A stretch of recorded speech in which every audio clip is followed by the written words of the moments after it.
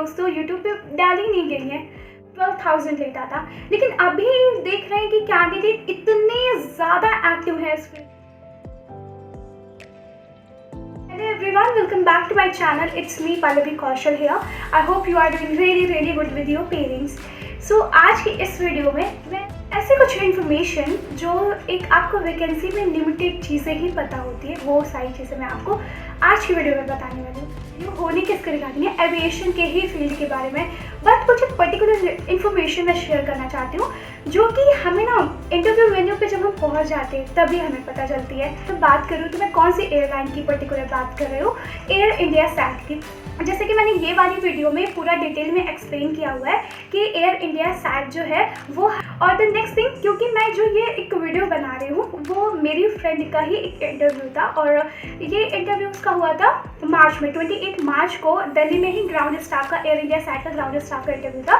तो उसका ये एक्सपीरियंस है जो कि मैं एक डिटेल वीडियो आपके लिए बनाना चाहती हूँ, क्योंकि बहुत लोग हैं जो दिल्ली के पर्टिकुलर लोकेशन के नहीं हैं, उस वजह से कि जब हम वेन्यू पे पहुंच जाते हैं तब क्या इन्फॉर्मेशन एचआर हमें शेयर करती है, क्या हम उसको फुलफिल कर पाते हैं या नहीं कर पाते, हमें वो चीज़ें कंफर्टेबल होती है या फिर हमें वो चीज़ इन्फॉर्म नहीं है, बस हमने रजिस्ट्रेशन कर लिया और हम उस वेन्यू प्लेस पे पहुंच गए, और जब वो चीज़ें साथ वो इन्फॉर्म किया गया सभी कैंडिडेट के सामने, तो हम तो मतलब हमें तो कुछ चीज़ें अवेयरनेस ही नहीं थी, क्योंकि ऐसी वीडियोस तो यूट्यूब पे डाली नहीं गई हैं, क्योंकि ये सारी डिटेल में तो यूट्यूब पे वीडियो है नहीं है, क्योंकि हमारे दिमाग में एविएशन को लेके पॉजिटिव चीज़ें बैठा दी है। मैं ना इस वीडियो में किसी को डीमोटिवेट या फिर नेगेटिव इम्पैक्ट के लिए नहीं बना रही हूँ, मेरा सिर्फ उन लोगों को अवेयर करना है जो कि अपना ड्रीम, अपनी जॉब को एक एविएशन फील्ड में देख रहे हैं, बट उनको पूरी क्लैरिटी नहीं है कि हम अगर इंटरव्यू वेन्यू पे रीच करते हैं तो एचआर हमारे साथ क्या क्या इन्फॉर्मेशन शेयर करेंगे और हमें उसमें क्या एग्री होना है या फिर डिसएग्री होना है, हमें कैसे प्रोसेस पता चलेगा। ठीक है, तो इस वीडियो में मैं सारी चीज़ें आपको एक्सप्लेन करने वाली हूँ, और जो भी इस वीडियो में इन्फॉर्म करने वाली मतलब विदाउट कन्फर्मेशन मैं नहीं कर रही हूँ। मेरी फ्रेंड का जो इंटरव्यू था उससे बात करने के बाद में, उसकी फ्रेंड का जिसका सिलेक्शन हुआ है उससे बात करने के बाद में ही मैं सारी चीज़ें इस वीडियो में आपको इन्फॉर्म कर रही हूँ। तो प्लीज़ आप ये ना सोचें कि मैंने कहीं से भी इंफॉर्मेशन कलेक्ट करके इस वीडियो में मैं आपको कॉपी पेस्ट कर दे रही हूँ। ठीक है, मेरी भी बात हुई है कुछ कैंडिडेट से जिनका ये एक्सपीरियंस है। तो फर्स्टली क्या होता है, क्योंकि मैं ये क्यों बताना चाहती हूँ ना, मैं क्यों अवेयर करना चाहती हूँ, क्योंकि इतनी डिटेल में आपको यूट्यूब पे वीडियो नहीं मिलेगी। ठीक है, कि क्या क्या होता है, क्योंकि एविएशन में ना मतलब सभी का, मैं अपनी खुद की बात बताऊँ तो जब मैं प्रिपेयर कर रही थी सारी चीज़ें कि मुझे कैबिन क्रू बनना है, मैंने बहुत कुछ किया उसके लिए। ठीक है, बट स्टिल जब मुझे हाथ में मिली हुई चीज़ मैंने मना कर दी कि मुझे अब नहीं करना है कि मैं कैबिन क्रू बनूँ, ग्राउंड स्टाफ की सर्विस करूँ। मुझे ग्राउंड स्टाफ तो मुझे स्टार्ट से ही नहीं करना था, बट कैबिन क्रू भी मुझे नहीं करना है, मतलब इन केस कि जिसमें हुआ अभी वहाँ तो मुझे नहीं करना है। ठीक है, इतना अभी मेरा माइंड सेट है कि हाँ अभी मैं उसमें कैबिन क्रू में नहीं कर रही हूँ। तो मुझे ये लगता है कि वो आपका हार्डवर्क एक एविएशन इतना डिजर्व करता है, आप जितना करते हो उससे वो बहुत कम है, क्या बोलूँ उस पर। ठीक है, बट स्टार्ट करते हैं कि इन्फॉर्मेशन मैं क्या शेयर करना चाहती हूँ इस वीडियो में। तो अगर आप एक इमेजिनेशन फॉर्म में सारी चीज़ें बताना चाहते हो जिससे ये सारी चीज़ें रिलेट कर पाओ कि अगर ये कंडीशन आप पे होती या फिर आप ऐसे होते तो वो कैसी होती। ठीक है, सपोज हमने रजिस्ट्रेशन किया है, आप दिल्ली पे जाते हो। ठीक है, तो द फर्स्ट स्टेप होता है कि हम ये सोचते हैं कि इस इंटरव्यू में इंग्लिश मैंडेटरी है, अगर मुझे इंग्लिश नहीं आती है तो हिंदी में हमारा सिलेक्शन हो पाएगा या नहीं। तो ये एक जो छोटा सा कन्फ्यूज़न होता है ना, ये टाइटल लाइन होती है एविएशन फील्ड में, क्योंकि एज अ कैबिन क्रू मतलब हमें कैबिन क्रू बनने के लिए और एक ग्राउंड स्टाफ बनने के लिए ये हमारे दिमाग में फिट है, अगर आप फ्लुएंट हो इंग्लिश में तभी आप कैबिन क्रू या फिर ग्राउंड स्टाफ की पोजीशन को पा सकते हो। ठीक है, तो एयर इंडिया सैट में कि अगर आप इंग्लिश में बोलने में थोड़ा हेजिटेट करते हो, ठीक है, बट आपकी लिसनिंग पावर बहुत अच्छी है, आप सुन के इंग्लिश को अच्छे से समझ लेते हो, आप ट्राई भी करते हो इंग्लिश में, आप समझा लेते हो टूटी फूटी इंग्लिश में, बट जब हिंदी की बात आती है बोलने में तो आप बहुत अच्छे से अपने आप को एक्सप्रेस कर पाते हो, बट हाँ समझ लेते हो, बोलने में थोड़ा सा प्रॉब्लम है, हिंदी में बात करते हो तो पूरा वो क्लैरिटी के साथ आप कर सकते हो। तो यहाँ पे इस तरह के कैंडिडेट बिल्कुल इस इंटरव्यू को क्रैक कर सकते हैं, क्योंकि एचआर का ये क्लियर होता है कि आप हेजिटेट नहीं करो। ठीक है, क्यों, अब यहाँ पे एक क्वेश्चन आएगा, क्यों जब इतना ज़्यादा हमें पता है कि एविएशन में हम बिना इंग्लिश के एंटर नहीं कर सकते।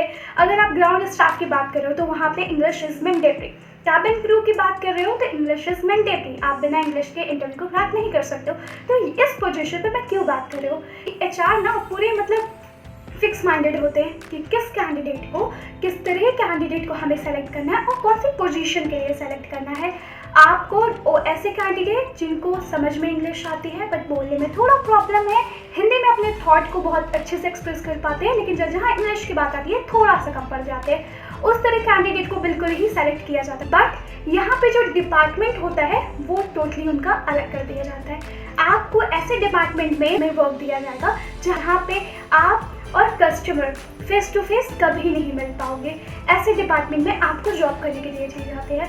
लेट सपोज आपकी इंग्लिश अच्छी नहीं है, आपका सिलेक्शन होता है, वेल एंड गुड, बट आपको वर्क कार्गो में दिया जाएगा जहाँ पे स्क्रीनिंग होगा। वहाँ पे कस्टमर से आपको डील करने की कोई ज़रूरत नहीं होती है, वहाँ पे कस्टमर का आना जाना नहीं होता है, तो आपको बात करने की भी उतनी ज़्यादा इंग्लिश में नीड नहीं होती है। रैंक पे वहाँ पे भी आपको उतना ज़्यादा कस्टमर से डील नहीं करना होता है।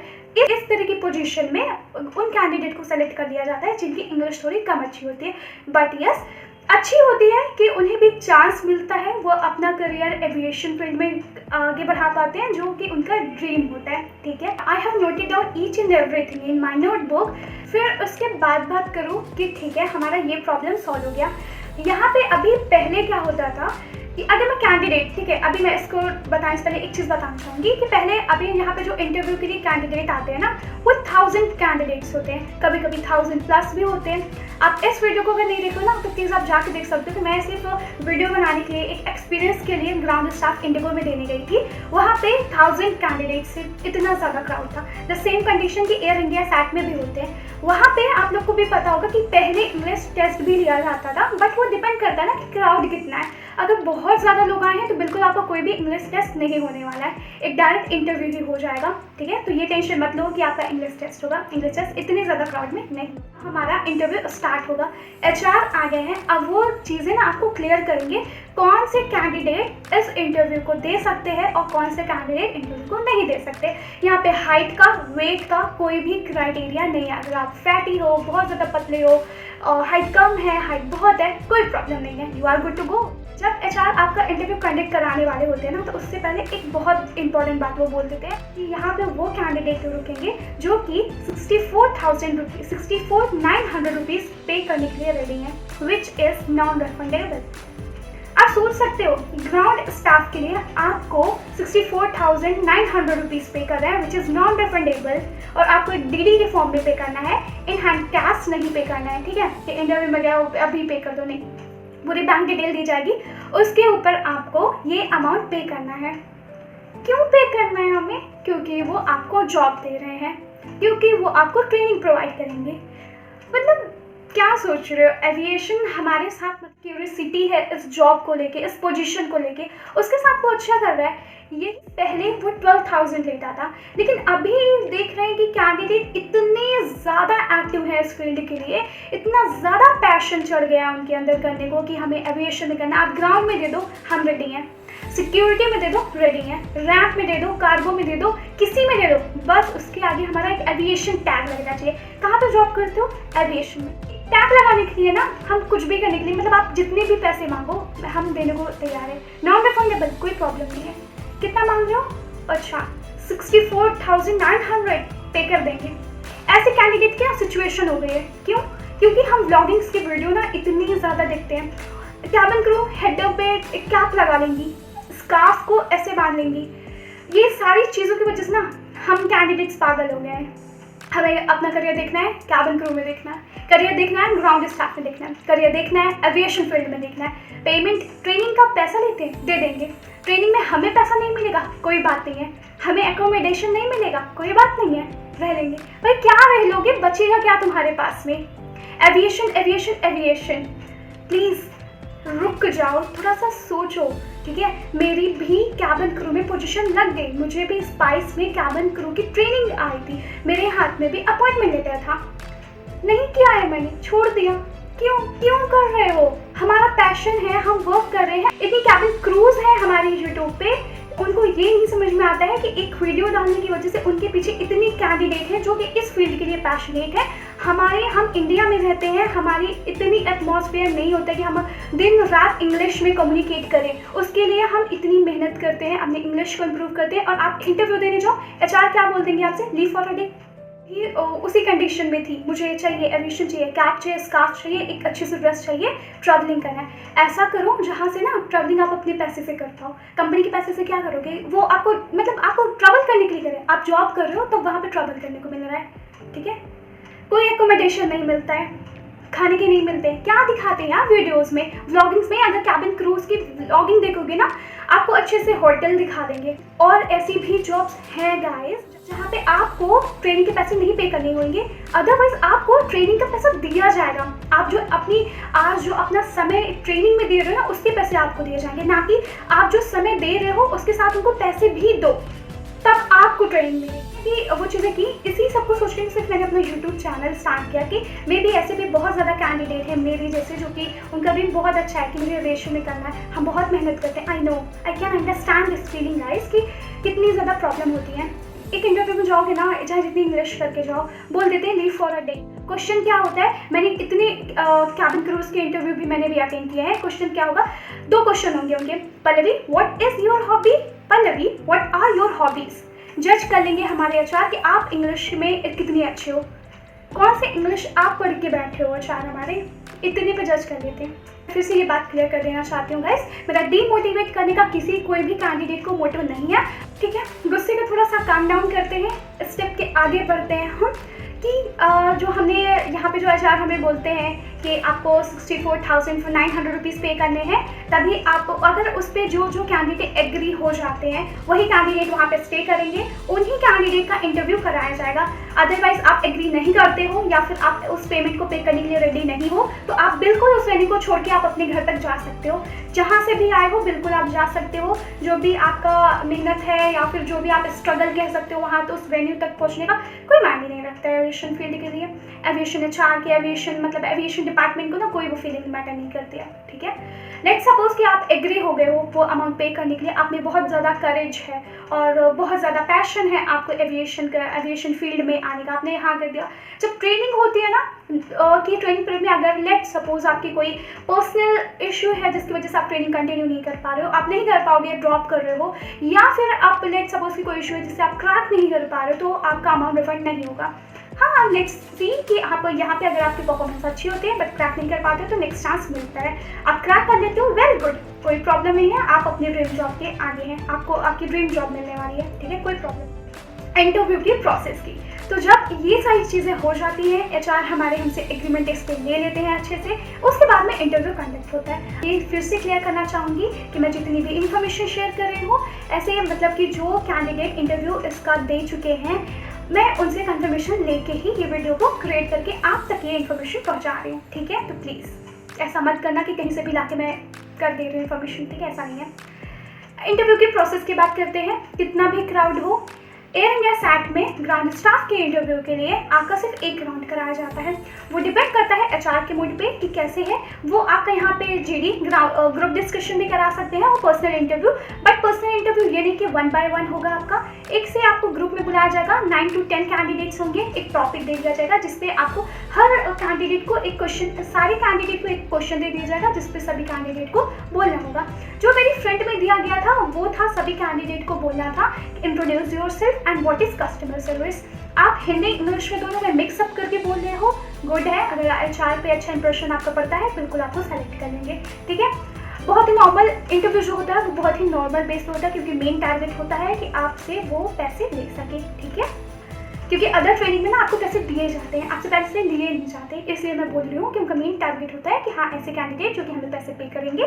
थोड़ा सा हमें थोड़ा सा भी कॉन्फिडेंट तो कैंडिडेट चाहिए ही चाहिए, तो उस बेस पे वो एक राउंड आपसे करा लेंगे। वो डिपेंड करता है कि पर्सनल है या फिर वो ग्रुप डिस्कशन है। इंग्लिश टेस्ट ऐसा कोई नहीं होता है, पहले में भी होता होगा बट अभी इतना क्राउड की वजह से नहीं होता है, ठीक है।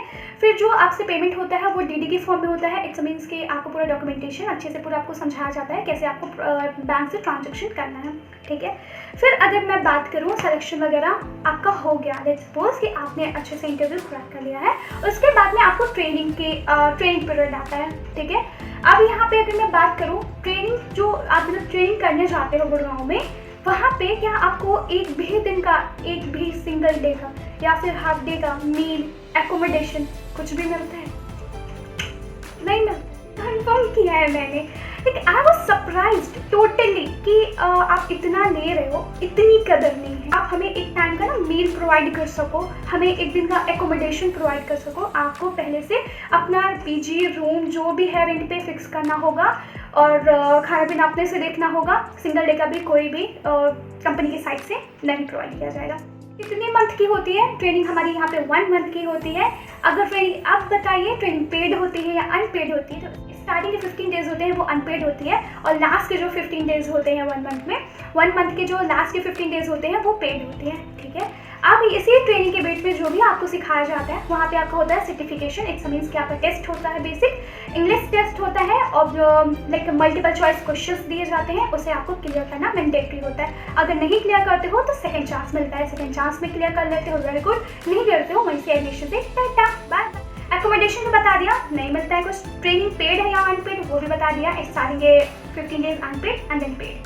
फिर एक चीज़ तो मैं बताना ही भूल गई, मेंशन है बट लास्ट में मेंशन किया था, मेडिकल की अगर मैं बात करूँ, यहाँ पे अदर एयरलाइन भी हैं, मैं उनकी तारीफ तो बिल्कुल भी नहीं करूँगी। ये है कि वहाँ पे मेडिकल का जो अमाउंट होता है ना वो तो कंपनी के साइड से दे दिया जाता है कुछ एयरलाइन में। और इंडिया सैट्स का इंटरव्यू और इनका प्रोसेस, स्पाइसजेट का इंटरव्यू और इनका प्रोसेस, मैं बहुत कुछ रिलेट कर पा रही हूँ।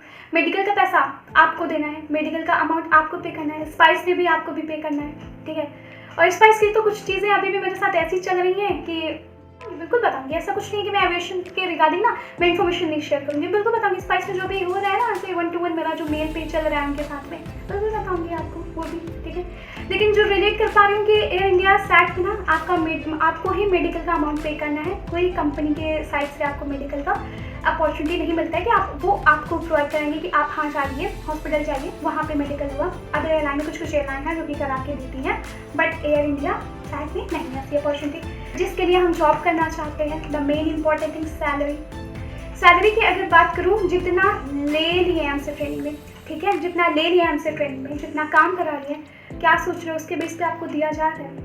ठीक है, आपने इतना पे कर दिया, आप इतना हार्ड वर्क कर रहे हो, फैमिली से दूर रहे हो, नो एकोमोडेशन, खाना पीने का कुछ भी, हमें सैलरी अच्छी मिलेगी एविएशन फील्ड में, उसके लिए हम कर रहे हैं। यही सोच रहे हो कितनी है सैलरी ग्राउंड स्टार्ट में? आपकी CTC 23 या फिर 24 होने वाली है, 23 या 24 CTC होगी। इन हैंड कितनी है? 20 या फिर 21, 20 के या फिर 21 की आपकी इन हैंड होने वाली है। कहाँ पर रहना है? नोएडा में आपको रहना है।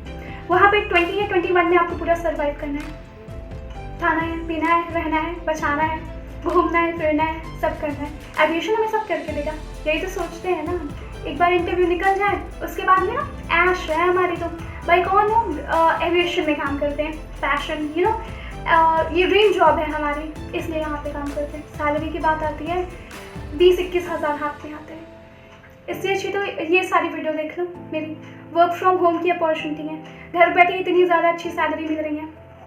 ठीक है, न्यू अपडेट्स लाऊंगी, जिनको फिर से बोल रही हूँ गाइस, मैं किसी का माइंड चेंज करने नहीं बैठी हूँ, बस रियलिटी में बता रही हूँ। ऐसे व्लॉग्स कम थोड़े देखो जहाँ पे ना व्लॉगिंग करके आपको मोटिवेट कर देते हैं, कैबिन क्रू बन जाओ, ग्राउंड स्टाफ बन जाओ, कोई प्रॉब्लम नहीं। Is all thing I wanted to inform you. If you think कि मैंने कुछ भी इस वीडियो में स्किप कर दिया है जो कि आप जानना चाहते हो, ठीक है, let me know in the comment box.